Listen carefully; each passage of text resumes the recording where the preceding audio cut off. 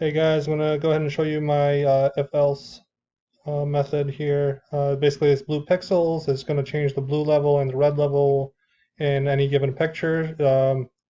Up at the top, I have the header blue labeled blue pixels, and the parameters are gonna be blue level and red level. The user is gonna be able to basically input whatever level they want. Then, as we go down into the main body, I started an array of pixels. And then I made the blue value equal, I declared it as the blue level, so whatever they input there will be the blue value. And then we're going to go in our first for loop. We're going to have a series of loops that are going to be nested together.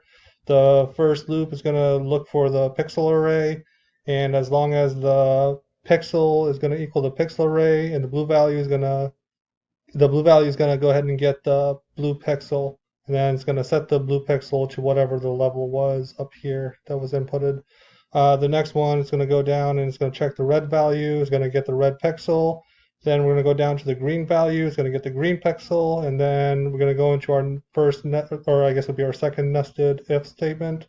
And it's going to check, basically this if statement here is going to go and check to see if the blue value is less than the blue level. That's going to make sure that if the user inputs anything less than the blue value, it's not going to be executed. But as long as the blue level is greater than the blue value, then this if statement will be executed.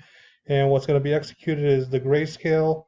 It's going to get the average of all the pixels, and it's going to set the color to a new color, which is grayscale for basically all 3 pixels. Then we're going to go into our third loop, which is an else if. Well, it's not a loop, but the next statement. So else if the red value is less than the red level, we're going to set the red pixels to 250, the green to 150, and then we're going to get rid of the blue pixels, setting them to 0, basically making them black.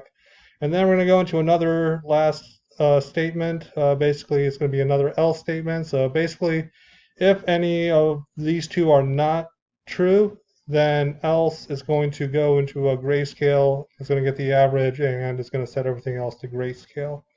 Once it checks all that, it's going to go back and execute the full method on the picture.